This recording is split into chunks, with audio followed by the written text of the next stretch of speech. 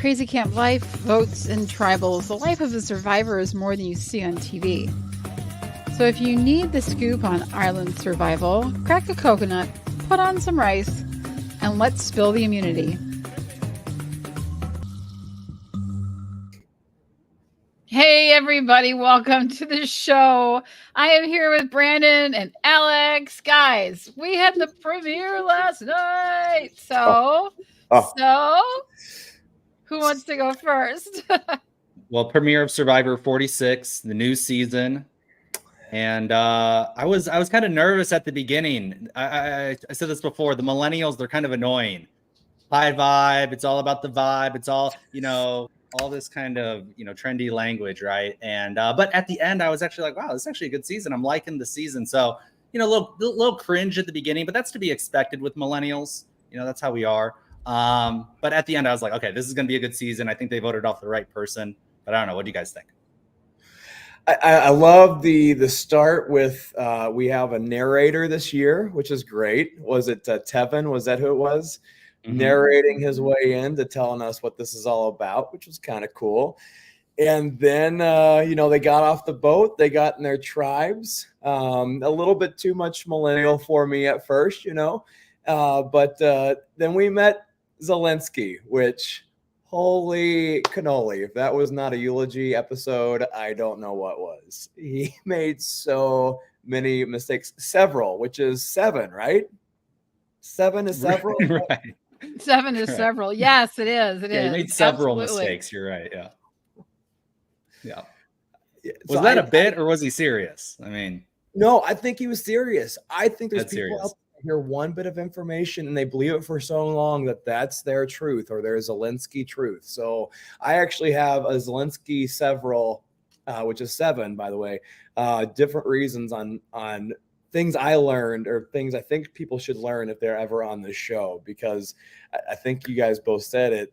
The editing job was great. And I think that I know a lot of these players really early, which is awesome. But there was definitely things people did and did not do to do well and to not do well in this episode. What do you guys think? Well, I mean, there was a lot of mistakes. A lot of mistakes by people being made, idle hunting right away, letting sleep deprivation and being too much information, sort of kind of a thing where it's like, yeah, I can't, my brain isn't focusing. I'm not listening to anything. I can't comprehend anything. I can't do anything that can dig you a hole real fast. And I think that the get-go, you have to push yourself, even if it's not comfortable. Oh my gosh. You have to make friends and you have to talk to people and you can't be by yourself. I think, we're going to see a lot of people making tight alliances from the get-go. I think we do. We got Andy Griffith. Okay, I'm loving the names of these little alliances. Yep.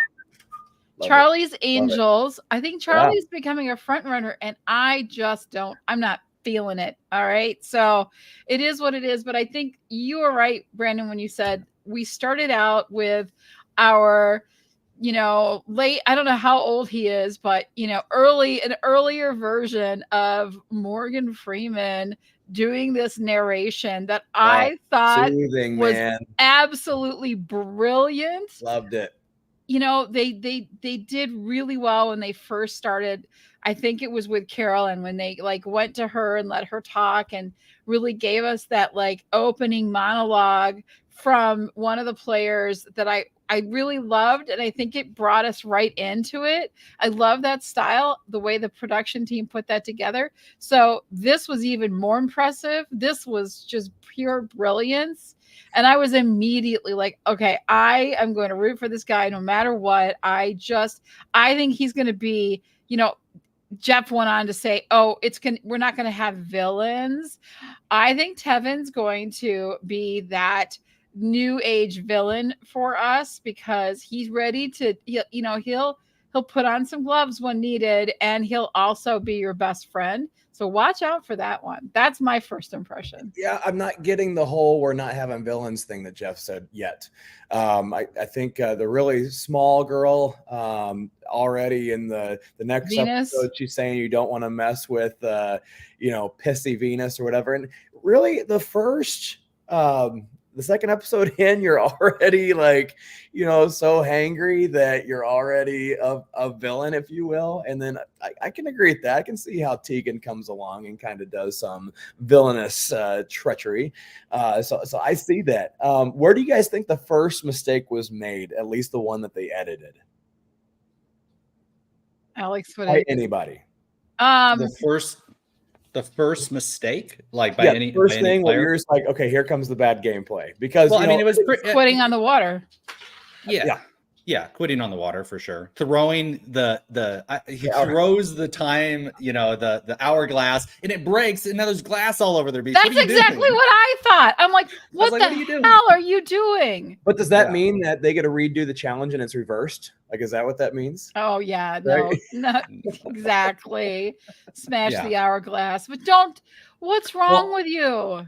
I also think Jelinsky, or what's his real name, David, right? Don't give yourself. We said this on the prior seasons. They come out there and they're already lionizing themselves. They're already, call me by my last name, Jeff, and I'm one of the greatest Survivor players of all time. You haven't even played a single day on Survivor. What are you talking about? Like, it's the audience's job to, contextual, or we got Parvati 2.0, reputation, right? Parvati 2.0. That was another mistake, was Randen saying, pretty young, right? She's poverty. That's not really appropriate to say in 2024, right? You can't be, just because a girl is good, and now you even saw what was her name? Venus. She's like, hell yeah, I'm poverty. She's a strong female. She's beautiful, but she's also an amazing player. So why? That's not like an insult. That's not like a femme fatale type of archetype anymore. Like, that's an aspirational thing. And a compliment, right? When maybe 10, 15 years ago, people really were hard on Poverty. They really didn't like her in the game that she played. So I thought that was an oversight by Randen. I think what you do, Randen, though, when you call somebody a former winner and say that person just did this, that person just did a Tony, that person, I think it sets you up for allowing that person to have a target. So if that was intentional, that he was doing that to say, hey, watch out, be on the lookout, then all right, hopefully he knows his people well enough already, because some of these people thought that they could do something and be like, hey, watch out for that person, and that bites in the butt because later on that person says, hey, this person's targeting you. I think Soda did that, really caught somebody. I think it was Randen saying, hey, he got to watch out for him or her, and he told on him. And so that goes and bites you in the butt, which means make sure that you need to make sure you have alliance first before you start, pecking people out. I love Soda, by the way. I'm all there for Soda. I'm in the middle. I think she's going to be a great game player, but I also worked at a camp. I gel well with Hunter right now, and the fact that I liked camp, but the songs, oh my goodness, there's so many terrible songs that they're going to be hearing if she keeps that up. So many terrible songs. It could be really annoying, but listen, I want music around me, so not I'll take whatever you got, right? And if you're going to lead it and you're going to do it, I'll play along and I'll enjoy it. I'll eat some ants and I'll be fine, right? Whatever it takes. I just like her enthusiasm, and I love the fact, listen, we know she prepared. She's like, I practice the flint every single day. I prepared for this. It wasn't Carson. It's not Carson level of I did puzzles, but she prepared, because I think she understood that some of the stuff was going to be a struggle for her, and others where she could really excel, and knowing that fire making is the end all be all. If you learn nothing else before you go on the island, learn how to make fire. Yeah. So, yeah. And I agree with that. I think that she's doing exactly what Todd told us last week, and that is, hey, make yourself useful, but don't be way too useful. And I think that she already has balanced herself out in that middle role quite well. With being able to produce the fire, but she's not going to be able to to move around like most people on that tribe, but she appears strong. And I really do think a camp background is very helpful. It's like a camp light almost, and you don't vote anybody off even though you want to. So she's going to be fun to watch. I agree. What do you think of her, Alex? Yeah, I don't know if we saw enough of her. I did, that's why I said it was such a mistake to kind of call her out to rate Randen to call Venus out because he doesn't have that relationship. And so does a player. I mean, she's pretty smart, knows the game. Yep. So I think she's in a pretty good position. And that Raiden's coming to her, and but my kind of assessment of it, really, really young season. I mean, the oldest person is Moriah, 47, and then you have Bhanu, right? Mm-hmm. And he's 41. Otherwise, I mean, it's like 30 somethings. I mean, Jess is 37, but that's one thing I really noticed about the season. It's very, very young, very, very young. And so I think the play is a lot different there.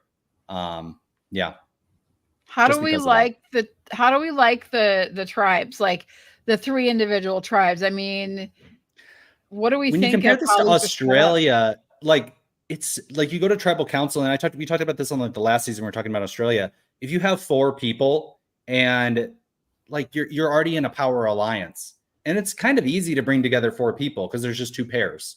Mm-hmm.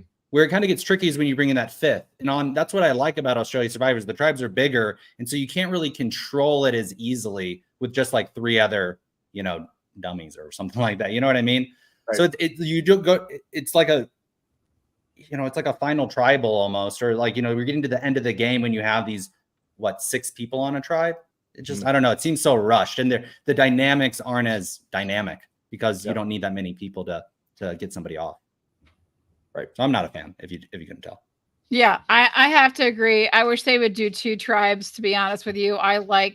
I would love to see that, where it's more of a struggle and you really have to work on relationships and because you don't, it's a lot of people to manage, and it just makes it more dynamic. So for me personally, I would love to see us go back to 2. I think we've been seeing that in Australia, where at the merge, you've got all these different things that are playing out and you never really, really know. And I think that suspense and keeping, like, just trying to manage something like that, you don't get that at 6. At 6, it's like, all right, the 4 of us are locked in, But the thing is that we're seeing, specific tribes that are really excelling, and then is it the Nami tribe that's just losing everything? No, Nami is Soda's tribe, right? Because she says, "Not me." Not me. Oh yeah, that's right. That's her. And I'm gonna remember that tribe because of that for the rest of my life. That's right. That's right. Thank you for reminding me of that. But yeah, so it's Yanu. Yanu, that's not. Yeah, Yanu's not doing well. I have to get all these. It's one of those things where we're covering so much on here now. We've got 3 episodes of Survivor Australia, which we'll get to later. Yep. Plus, we got this brand new premiere, and it was 2 hours, and next week is 2 hours, which I think I really like that I could get to know all of the tribes this week. Did you guys feel like it was too long, or was it right? How did you feel about that? It was just right. If not, I could have done a little bit longer. But and again, I'm on team 2 tribes too. However, I do think I got to know a lot more players because of this categorizing than I ever do in Aussie Survivor. There's still one person, I think, in Aussie after 13 episodes. I'm just like, all right, there's got to be one more I'm not counting right now. Yeah, that's true. You lose track. But I am on team 2 tribes just because the gameplay I think is a lot better. What was your guys' take on the new game thing with? I thought Jelinsky was in a kind of a lose-lose, like he said, and then he didn't help himself out by how he explained the game. But the fire and the vote token, what did you guys think of that? I thought it was a little bit much. I loved it. You loved it? I loved it. Tell me about that, because I'm on the fence. Get me off this fence. All right. Well, because we saw a different dynamic. Before they've said, okay, you've done this journey together, and now you're all going to split up and decide what are you going to do. And they don't really see each other after that, right? Until they meet up at whatever. And this one really, they all knew what they were going to get, right? They all knew what would happen.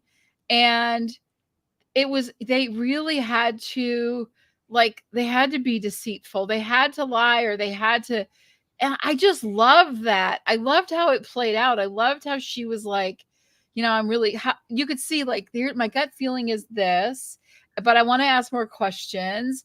And how good of a liar are you? And then what I thought was the most brilliant part of it is when she said, if you are lying to me and you cost me my vote, I am going to remember that. I'm going to tell everybody about that, I thought that, because that was not written in the game anywhere. No. And I think she broke that game because of that. Like, it was who's not going to say that now for the rest of their life? Like, if you say that, what move does Jelinsky have? You know what I'm saying? You lied. What would you lied. do if you were Jelinsky? What would you do if you were Jelinsky in that case? I would have lied through my teeth. I would have lied through my teeth. Yeah. It's a game. It's a game of deceit. And that's why I was always, when Jeff says we're not going to have any villains in a game of deceit. Right. Well, this is, I think, them kind of forcing them to lie more blatantly and to play the game and try to engage them in the game. And then look at these millennials. They like, nope, I'm out of it. I'm not going to play. I forfeit. I don't want to. And yeah, just a huge mistake by who cares? Cross that bridge when you get there, dude. Look, you just got voted off first because you didn't have a vote and you didn't have an extra vote. I mean, it was just, to me, and Q said this. Q's the real estate agent. He's like, he's just a quitter. And it did seem, 3 examples of him just really just rolling over and quitting when things got hard. 3 hours anyways. Like, you're not doing anything else on that island. So it did seem like the challenge was kind of impossible, though. Did they really have to fill up the entire urn? Are they not allowed to plug up the bucket? Like, they were holding it kind of back and plugging the holes and walking. But if they actually had to fill up that in like 2 entire urns, it did kind of seem impossible. Take your shirt off and tie it around the bucket. Yeah. And take a full bucket up there every time. What are the rules? That's the thought that came to my head. Like, there's holes everywhere, and it says you have to take this, you have to fill this bucket, and you have to fill these urns, and you have to go back and forth, and you can take 1 bucket at a time, obviously, because that's the only had 2 buckets. So what do? Like, you plug the holes. Because that shortens the amount of trips that you have to make. You're going to go a lot faster. All your effort is going to fill those urns. I think if they had thought about it a little bit, but he was just so quick to be like, we just can't do this. And in a game where Jeff says, never quit, never give up, dig deep. And they said that, Q said that. Jeff says, dig deep. You have to dig deep. Like, think about how you can solve this. You have to solve it, even though it's the sweat. You have to somehow solve what you're doing, right? The one I didn't get at all was the savvy, and I don't think they gave us very much to understand on that, because they showed us everything and kind of explained it a little bit, but then they never showed us like how they were going through and marking things off and where they were. Like, I wanted to see the board more and understand what they were doing. And then in the bottom of the board, it says, dig deep. No, in the remaining letters, it says dig deep. So if you find all the numbers, then whatever's left on that board, it says dig into the underneath or whatever. Right. So they were crossing off all the numbers to say, these are the potential numbers, but it was actually to cross off all of the numbers to reveal the words, the few letters that are left. Right. But that's a big clue. I think they should have dug somewhere for that's how I looked at it. If it's telling me that, then I might take a minute to dig. I'm saying. I know they looked under. I don't think they're comprehending that. Yeah, they didn't. But there's always more to the story. There's always something hidden or some way. You never know. But I would love to know. That would be a question I would ask Jeff. Tell me about that. Savvy challenge. It was. I love the challenge because I think it was the first time that they actually used another element to one of those savvy challenges. It wasn't just figure out this thing, but then now you have to do an action to go find that thing. And I thought that was great. And I also loved the immunity idol idea this season, hiding it and then having to go wait until after you lose. So it kind of gives you the reason to want to lose a challenge, to maybe even throw it for some people. And I thought that was and the little clues. I thought there was a lot of good stuff that was happening with that new idol. Yeah, I did the like idols on American Survivor. They're always like, you know, they look so bad, you know, compared to Australian Survivor. Yeah, it's like a crap, worse than a crap. Yeah, it's like the little bracelets you make when you're 5 years old, right? But we're continuing with lock boxes and keys again. It is a thing now. So she should have just slammed it on the ground, right? Just like they did in Australia, like Mark did, right? They have a bigger budget than American Survivor. Those things are ironclad. I will compliment them on the challenge. I thought the challenge was, I like the big giant gecko. That was cool. I want one of those. Yeah, that's my couch. Maybe not that big, but you need to go to a carnival. That's where they're at. Yeah, that's true. Go spend the 40 challenge, and you saw how the millennials struggled with the physicality of it. And like, there's no really big guy. There's no Jonathan. There's no Jaden. There's no, you know, I think Hunter, who's the, you know, small town teacher, is like the biggest person on, you know, strongest guy. His team ended up winning that kind of because of that. But hey, you saw how much they struggled. Just, I feel like on Australia they were just like throw it over. You know, it'd been easy. Been done in a second. That gecko would have holes in it. It'd be ripped to shreds. They would take out the stuffing and then just throw it over the fence. There was another guy who was stronger, right? Isn't there a? I guess not. I mean, yeah, it's a pretty weaker season. There's not a lot of super strength on there. I think Q is pretty. I think he's super strong. I think watching him run what was he running? Trying to run a 40 on the football field. That was like, I know what you're doing. I thought, you know, he's got speed. He does have strength, but he doesn't have. I mean, we see this with these big guys.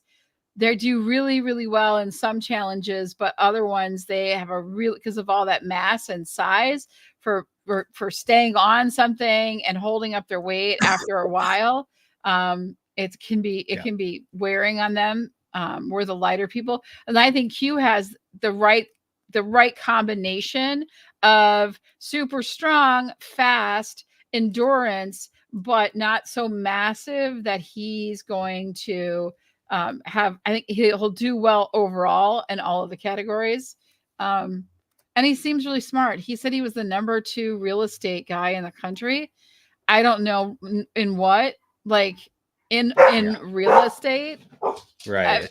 Is that total number of transactions? Is that total volume? Is that number of agents? Exactly. I mean, there's so many, right? I'm the number 1. Yeah.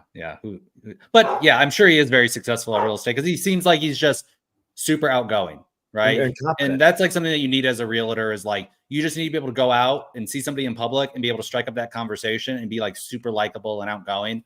And he's one of 17 children. I know, I was going to say, and I have 13 brothers. So I was like, that's an Australian Survivor tribe. That's what that is. Yeah.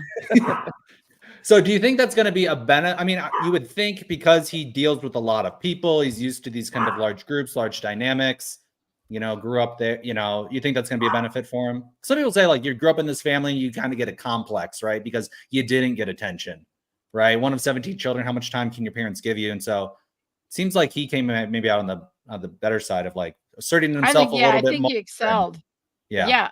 I mean, look at his like physicality. And then if he, you know, he does look very polished, you know, very like you can tell he's very strategic. He's really clear on like the right path forward, making alliances. And he's, you know, really appreciates the strength and the perseverance, I guess, not strength, but like perseverance to like keep trying. Even if you fail, don't quit. He said that on the beach. And I think he puts a lot on that. So he's going to give the people that work really hard, and even if they fail, a higher standing to him in the group than someone that just gives up or I can't do this, has that kind of an attitude. Yeah, I would like to know, you know, for him, birth order, you know, I think he's like one of the first 5 out of 17 out of this body, right? Because he did portray exactly what you're saying, he admires not the strength of it, but just the persevering of it. And I think that he also kind of played a little big brother feature. He knew that when all the, even though he's not this huggy guy, that if you notice at the end when they did lose, eventually he learned he needed to put his arm around somebody, even though that wasn't really his thing. So I think he's keyed in a little bit more than most stronger players are to the whole social aspect and what he should do with his body. Yeah. That, you know, and it was interesting that he was the one who really influenced the vote for Jelinsky, you know, Jelinsky, right? He was the one who said, hey, we got to get this guy off. He's a quitter. He's not good. You know, we got to get him off. And so he was the one who really turned that vote to. Now, he didn't have to turn many votes, 3 votes only or whatever, because most people couldn't even vote. So that was interesting that I think it's because he's kind of like old school in that way, where he plays by morals, or he's like, it's about working hard. It's about, you know, and you don't see that. That's not really people's influence anymore. So I was actually surprised to see you know, I wanted him to go, but I was kind of surprised to see that they actually voted just because he was a quitter. I mean, it's an interesting thing. Yeah, well, I mean, I think if it had happened once, it wouldn't have been a big deal. It happened twice, starts to be a big deal. But when you do it 3 times and you really are he was like, here we have, is her name Jem? No, not Jem. Who's the woman? Is it Jess that's with them? Yes. That said she can't sleep at all? I was about to yell at her in the next episode. I can't wait for that. Yeah. Well, and she like is complete, like she's sleep deprived and she's not friendly and whatever. But she did work on that puzzle really well. And she didn't give up. She never gave up. And I think that was the ticket. Like, that's what Q sees is like, they were like, if I have to weigh them out, no, she's not as strong. And maybe she didn't help get things up, but she never quit. She kept trying. And I think that is the mentality you want to keep with you, because that I will just give up and quit. It could permeate into the rest of the tribe of quitters of, I just don't want to, I can't. And I don't think you can have that in anywhere around you when you're on Survivor. It has to go. Several things wrong with this game. Well, I mean, how many Survivor comebacks have they had, right? Where they've come back, they've been so far behind, and then, you know, something happens, right? So, sorry, go ahead, Brandon.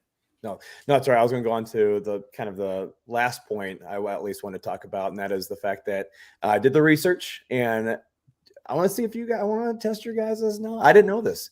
How many people, after finding an idol, go on to win the game? I don't know. You would think it would be an advantage, but it might be a curse. What do you think, Brandon? Yeah, I'm interested in this. I guessed way too wrong on this one. I'm going to go with at least half. Okay.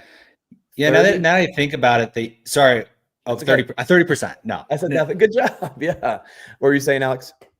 No, I was just going to say, I do think about it. In the final tribal, they do talk about it. I found an idol. Right. And it you know, so you actually do hear quite a bit in the final tribal that the idol plays were, you know, something they bragged about. But go ahead. 34 people in Survivor have found idols. Of the 34, 11 of them went on to win the game. So for her chance, and I think that she has some of the players, if you look at the list, you know why they lost that game. But remind me of her name real quick. The person who found it? Yeah, Tiffany. Yeah, and I think she has the game savvy to be one of those 33%. I think she's going to know what to do with it and how she found it. You need a little bit of intelligence to do that. You also need some good social relationships already, and I think she's in a very, very good place. Maybe even one of the better places for somebody who ever finds an idol this early. Yeah, I'm looking at the list here, and there's some pretty strong females. I mean, this could be a female-dominated season. I don't know if the guys are going to be able to realize it and pull it together. You had Tim mention, hey, we got to watch out for these ladies. They're going to pick us guys off. But I don't know. When I'm looking at the guys and I'm thinking, are these guys going to be able to work together? I'm not, I look at somebody like Kenzie, who she seems to have a brain, like she seems to like be pretty sharp out there and not affected and getting along with everybody and getting along with the girls and getting along with the guys. So I feel like Kenzie and even Soda and Tiffany, I mean, these are pretty strong, female players. Yeah. Well, Guy Alliance names like Andy Griffith Alliance and Dumb and Dumber Alliance, like the guys might be in trouble. Yeah. I think they're definitely going to be in trouble this season. I think we have a lot of strong women, a lot of savvy women, a lot of women that are going to get physical. I like Maria. I think, is it Maria or Maria? Yep, I Maria. like her a lot. I think she's tenacious. I think she's incredibly, like, that question that she asked, the way she did that at that journey was just really like telling of how strategic she is. I don't know if they're going to pay attention to the way she, like, if Tevin understands what she just did there. I mean, there's that relief, like, I'm getting an extra vote because she believed me, and then he caved. But it was really her question that did that. And the way she, that statement of, I'm going to destroy you if you're lying to me and you put me at a disadvantage. And I think if he's smart, he'll connect with her later. But I really like her a lot. I really I like Tevin. Those are my two favorites so far this season. I do like Soda as well, but I don't know if she's going to have what it takes to get all the way through. Like you said, the camp songs, there might be some things about her that gets a little annoying. She is used to talking to younger children. That might start to be a problem because you kind of get in that mode of, let me show you what we're doing today. This is how it's going to be. And we don't want to be talked to that way as adults. So, but I'm curious to see where you guys are leaning in this as we kind of round up our premiere episode of Survivor 46. Who are your front runners for you? I do like Tevin. Tevin kind of has that jam energy. So likable, infectious. He's an actor, so he even has a one-up on Jam in that regard. He's just like so gregarious, so out there, and he's narrating the season. Maybe he'll be like King George, will go to the end, and then they'll get him off because he is such a threat and he is so likable. It was interesting what Jeff said at the beginning. Some of you standing here, no matter what you do, you can make it to the end and you will not win. Well said. I love that. Now it's like, okay, that's very interesting. Maybe that is foreshadowing. He doesn't know ahead of time, obviously, but I was like, okay, that's very interesting. Maybe that's setting up the end. But so Tevin, I like Tevin. I think Kenzie, she seems really quite smart. Like I said, she's kind of bouncing around. She could be too much of a threat because she's kind of that above average in all categories type of thing. Maria's kind of the Mama Julie, right? She's a little bit older in a really young tribe. And so people are, mom too. People are going to gravitate towards mom and like mom. And she's don't strong. Call me mama. She said, don't call her mama. Yeah. I think that's what Julie said too. And then look what happens, right? So, yeah.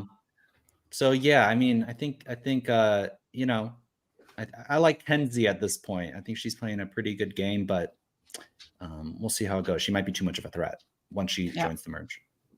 I did put in my notes to watch out for Maria. There's a couple of things that she said that made me think, okay, like, is this what production wants me to see? Because there's something in the long game that's going to take place, which means she's a part of that long game. I did like Tevin. I liked Q. I think I liked more players at the first episode this season than many seasons. And I think that this is the exact group that you select on your show if you're doing this for a all new people season. I really do. But I like Maria. I like Moriah. I didn't think I was going to, but I think that she's relating very well with people. So, Soda for me is the one that's on the fence. I think it's as if you go to a soda machine, you click on the button, and you're like, I can't wait for this, but it hasn't came out yet. I'm still waiting for Soda. I'm not sold on the soda yet. It's stuck in the machine and you're shaking it, kicking it. Shaking it. Full tilt. See what happens, Soda. Yeah, I think it's going to be an exciting season. I agree with you. I do like a lot of the cast already. Yeah, and it's like there's so many that I like. I definitely think Tevin and Maria are going to be some of the front runners in this, just from the way they're playing it out. We saw Carolyn go all the way to the end with that amazing introduction that she gave us at the beginning of that season. And we get that from Tevin this season. I feel like he'll probably go towards the end. I think he'll make it a long way, if not win it. If he's smart about it, he'll I think they're going to be really good jury management. So like we said, Julie, everybody loved Julie. Everybody wanted, she was Mama Julie to everyone. I think there's going to be several people that are very, very well liked. And so if they make it all the way, it's going to be a much closer decision at Final Tribal when they're voting. I think if they do this great jury management, they're well liked by everyone. That's going to play less into who they vote for than how was their gameplay? What would, they've already created the relationships. They both have that. We love them both. How do we decide what are the factors that are going to come into that? And I think we could see, I think that's a possibility for the end of this season. So we'll see. Yep. Yeah. And a lot of people still talk about Ben and Bhanu. I mean, I was surprised by him. He's so emotional. I didn't expect that, and Ben, very well liked. Sorry. I mean, he was like almost crying when they were talking about, he was like having a nervous breakdown when they're talking about switching the vote. He's like, I like this kid. So that was kind of surprising, but yeah, a lot of enjoyable people. And I'm about to have a nervous breakdown if Bree doesn't give her opinion on Caroline. It's been 37 minutes and I have not heard. I know. Well, we're switching. I think it's time. It's time we go into Australia, go down under, have a little enjoyment around the campfire down there. Yeah, lots happened on Australian Survivor this week. We had 3 great episodes. We did have a quit. So maybe we should start at the quit. Yeah. How are we feeling? Here we go. Another quit. For some reason, we hate quitters. But for some reason, I didn't blame him. I mean, I think maybe it was on production more, like to get this guy out here. But he really looked like he was on the edge. Like he was wide-eyed. He really didn't like being put between like Kitty. He seemed to really like Kitty. Well, he did really like Kitty. He told her what the vote was going to be. And then he realized his whole game was just kind of blowing up and imploding, and he just kind of had a breakdown. Now, let's be serious. Now, yeah. I don't think his game was blowing up. I think what he did was he blew up everyone else's game. Right. That's what I mean. Yeah. I mean, he unintentionally. Kirby was the look on Kirby's face. She is like, you can just see her. I am going to wring your neck. What are you doing? What are you saying? And it's merge, right? It's a merge episode. We see them all come together. There's so many different things happening, new things, everything's shifting around. And then Scotty and his big mouth. And I don't know if that was the reason that he quit. We didn't see a real deep conversation with Kirby and Scotty of her like losing her on him. Like, what are you doing? Why are you telling them this?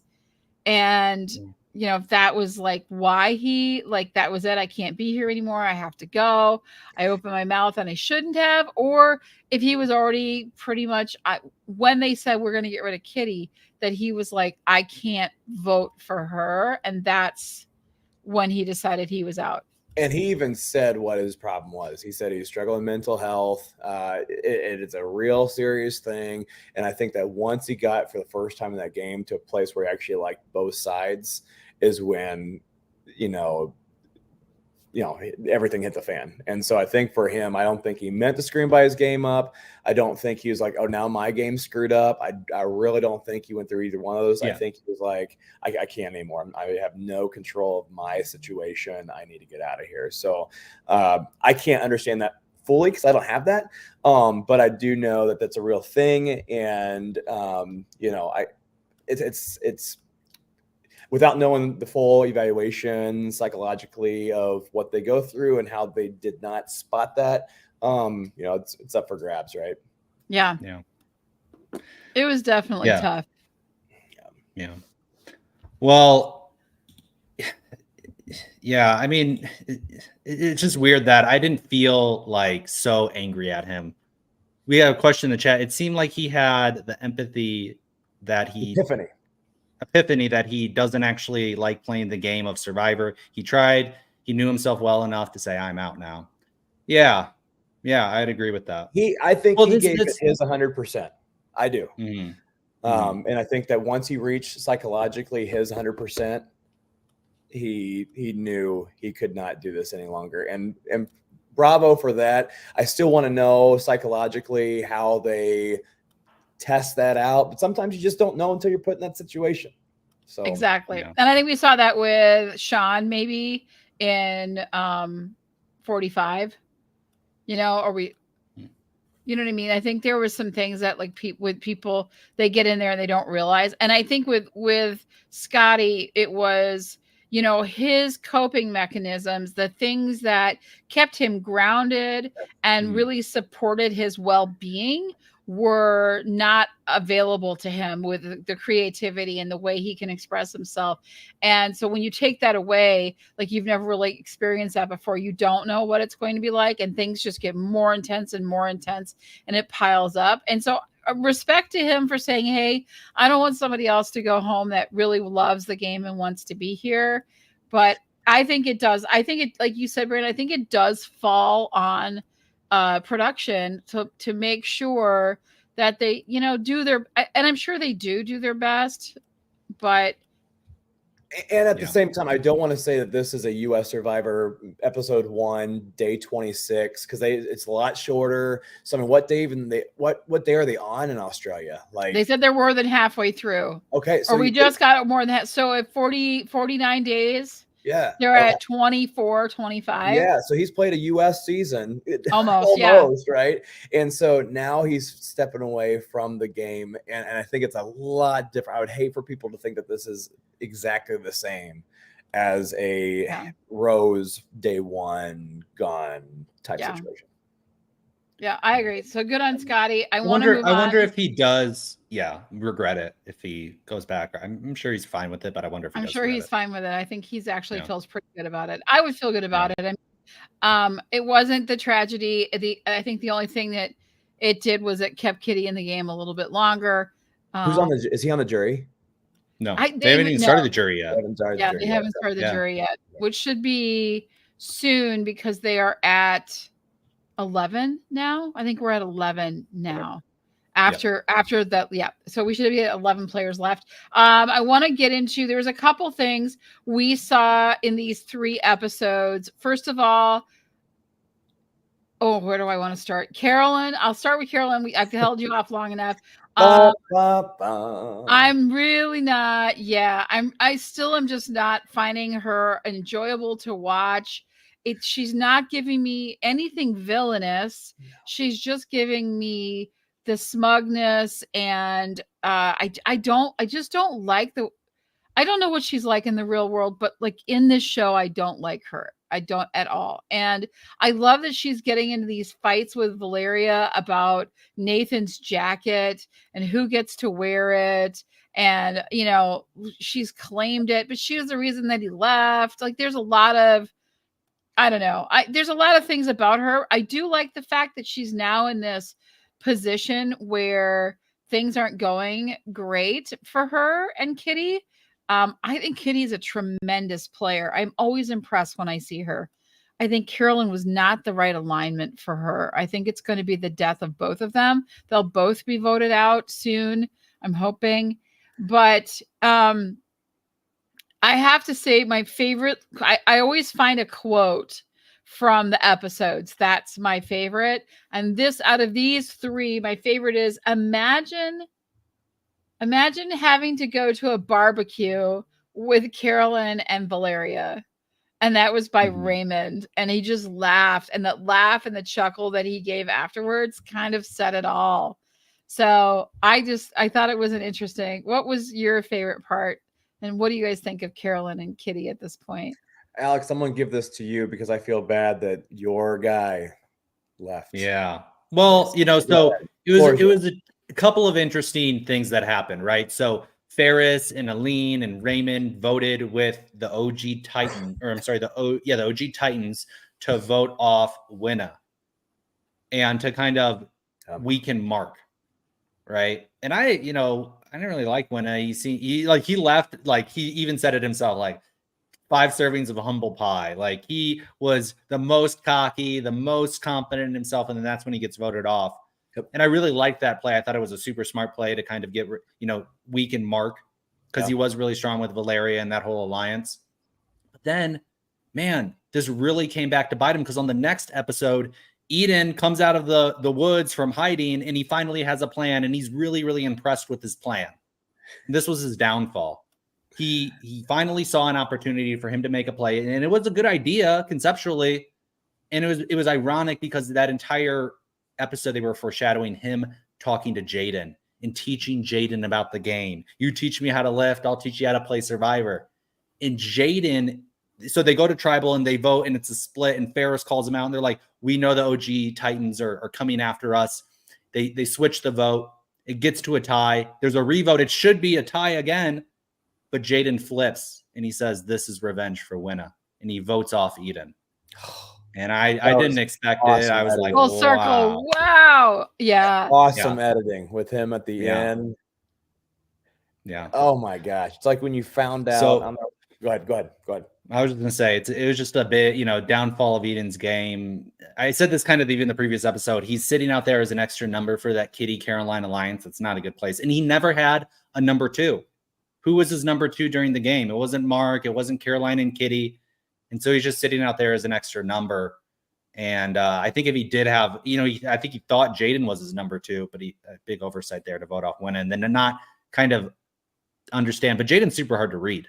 So how would you even know that he's pissed off when he's just a happy-go-lucky guy? So Jaden's playing now, and that's a big development. And I see him teaming up with Kirby. They foreshadowed that, him teaming up with Kirby. Now that's a 3. And Jaden, Jaden could get pretty far. And I really do see Kirby as in a very good position in this game. She came into the tribe swap very hot, and now she's taken a way back seat. Threat radar's way down. So very smart. Yeah. And Ferris is in a good position too. Yep. Yeah, I think Ferris. Now Ferris, with his looks that he gives at the top of his, when he dips his head down, he's like, he looks like the Grinch. That's what the Grinch does, and this big smile appears. So I'm like, okay, Ferris, I get you. You're very theatrical, but I favorite moments, Jaden with the Rocky portion of the episode.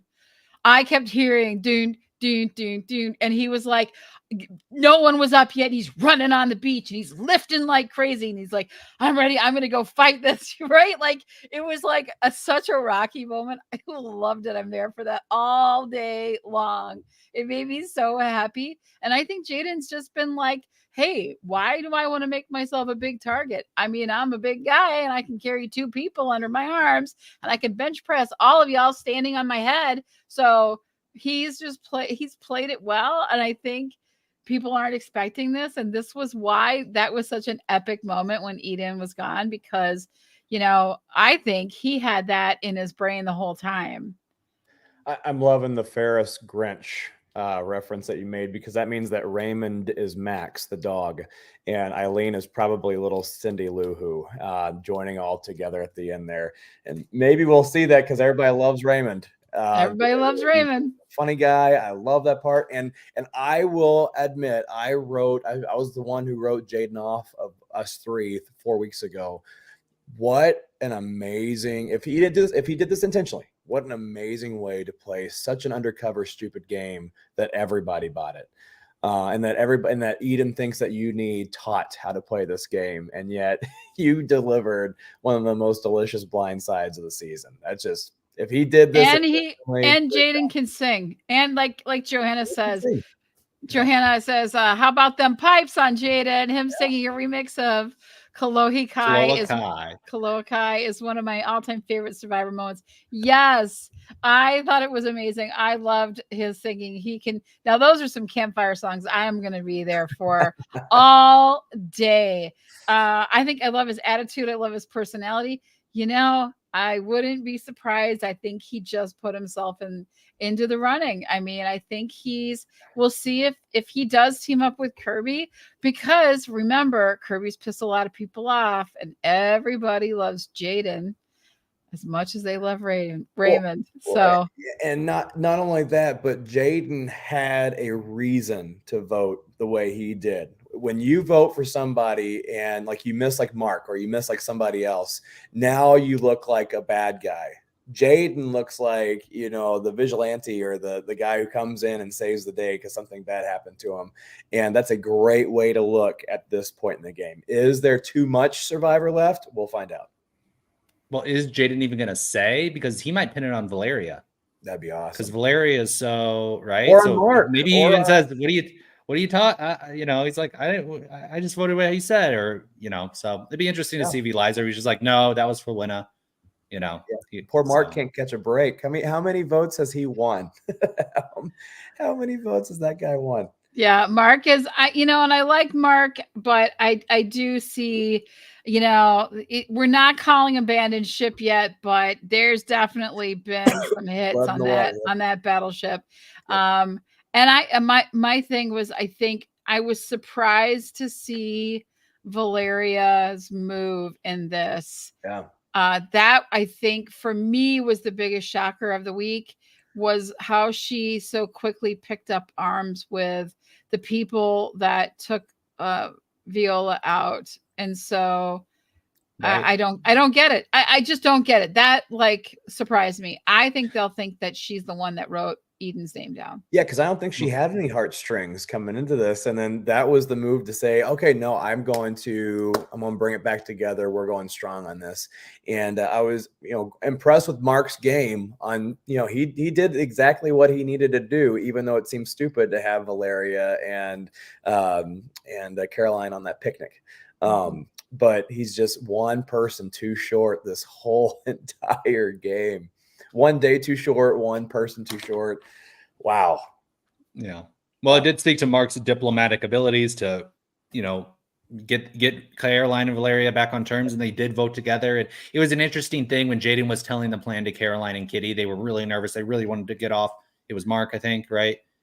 Yeah. Yep. And they said, we'll have the numbers. And then they're like, oh crap, you're right. We will have the numbers.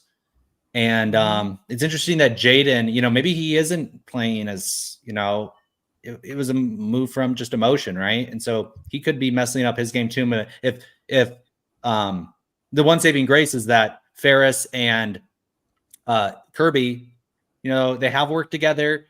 They don't like working together. And so there might be that ability for Jaden to kind of take that Ferris, or Ferris becomes too much of a threat because he does have, two really solid people. So that's his one saving grace. But I mean, if he just stayed with OG Titans, they would have the numbers. They could have voted everybody off. So it's not a very good play by Jaden if you're just looking on how to get the farthest into the game for him. But if you can team up with Kirby, then I think the thing is definitely to team up with Kirby, because Kirby wants two things. She wants to get rid of Carolyn and she wants to get rid of Kitty. I think that's a really smart move. You've got to get rid of one of them as fast as you can. That has to be next vote. One of those has to go. And then, if you pull Jaden in, right, if you get, because she lost Winna, who was kind of in her corner. If you pull Jaden in, then you're in the right position to go after Ferris. I think we will see that showdown between Kirby and Ferris. I hope that they hold off just a bit to make sure, like I've seen in a lot of chats, let's make sure you have Rebel numbers still intact before you start annihilating each other, because all the Titans have to do is just sit back and watch you guys fight it out, duke it out, and then they'll come out on top and get rid of all of them. I think that they have to. I think bringing in Jaden, I think he's going to tell Kirby that he's the one that did the vote. I don't think he'll tell anyone else. I think he's going to go to her and be like, listen, they thought I was with them, but I am not. And I'm going to be in a secret alliance with you. And I'm going to stay with that as long as I can until we make it known. And then I'll help you get Ferris. I think it was if it was intentional, if Jaden did this with these intentions, it's a brilliant move. And the reasons are because to do it after a tie vote, first, you can say, I just didn't want to go to rocks. I know we all have to agree on somebody. It ain't going to happen. I don't want to go to rocks, so I'm going to do it for that reason. You don't have to really have to say, hey, I'm breaking up all these alliances. He has that play about, doing this because someone else hurt him with Winna. And then third, I think that it allows people to see, first, I'm playing, I'm ready to play. Two, I don't really have anybody I'm with right now, so I'm a great number, and I'm willing to make things happen. And this is a very make things happen.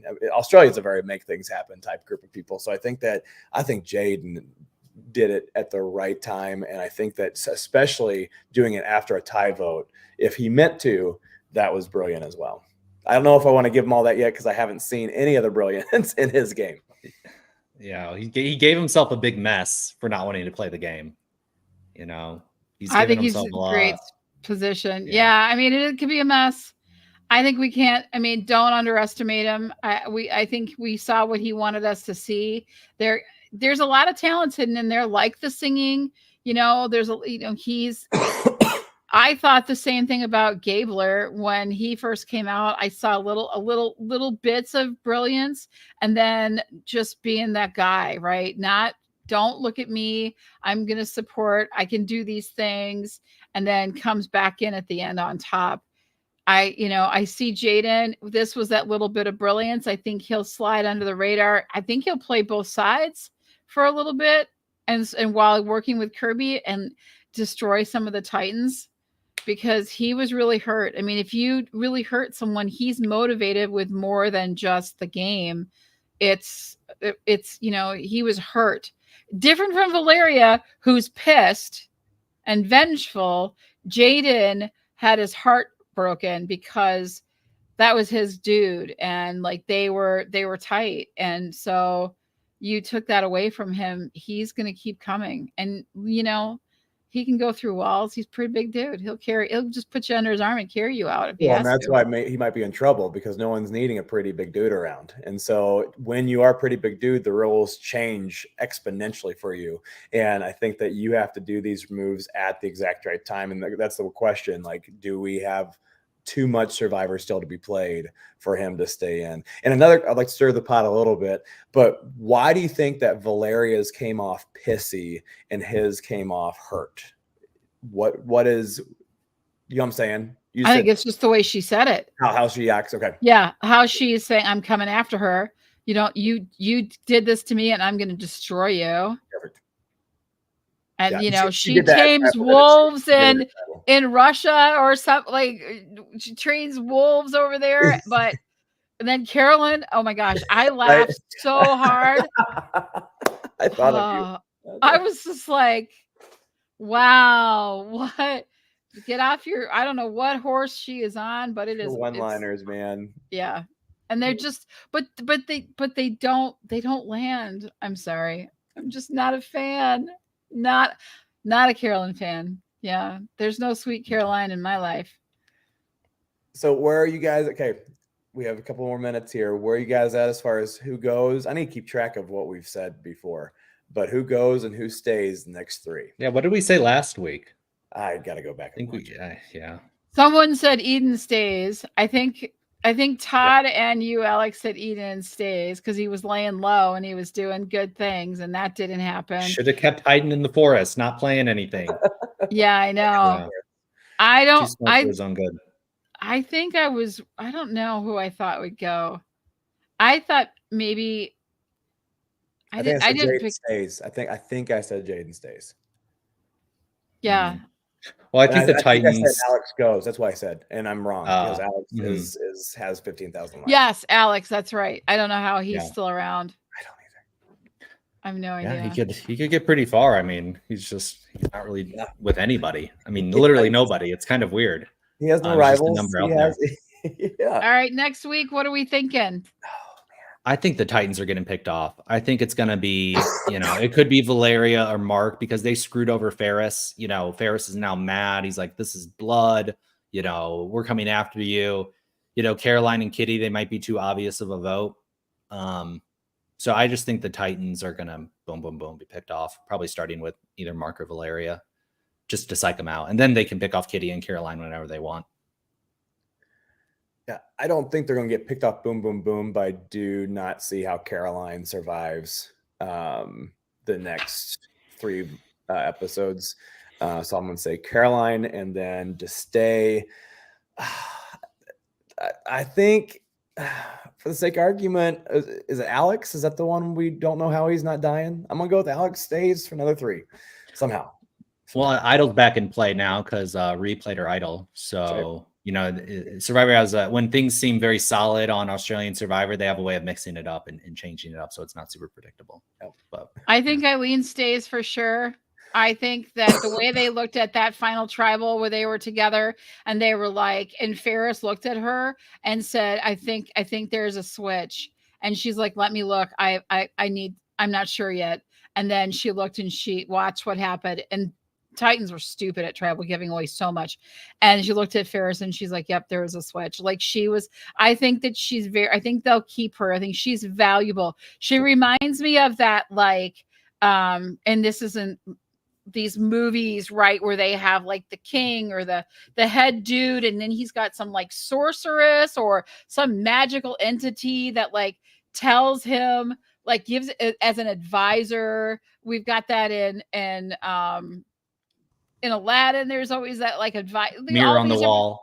All of these, yeah. There's like an advisor that comes in, and so I think Eileen is going to take that role. The person I think is gone. Yeah, Mark. I don't think he's going to survive. I really think he's going to screw. You know, I think he's going to screw it up somehow. He's just not sitting well in Caroline, I'm hoping, but yeah.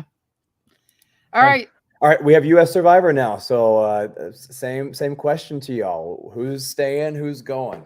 Oh my goodness. I know. We have to get back. You have to go back to get on the Well, plane. you know, I think Jess is gonna go home. Unfortunately, I think they're gonna lose again. It seemed like from they're like, you know, is this Lulu? Do you think that this becomes the Lululemons? Yeah, it could. Yeah, definitely. I agree with Jess. I think she's gonna go. I really do. I know, bless her heart. And who stays? Well, pretty much everybody else. I really don't. I mean, I don't know enough about all of them quite yet, but I think like Tevin and Maria. I think those two that I love so much. I think they're definitely, you know, in a good position right now. So, yeah. Well, let's take care of some business. We've had some comments coming in. I've been talking to a lot of different people. We have a pop to give away. Todd Herzog was on our show last week, and he is the proud owner of Todd's Pop Shop. And if you love pops like we do, it's pretty exciting that he's giving one away to one of our subscribers that's been commenting quite a bit, and we're excited for this. So, Brandon, you want to go ahead and announce the winner?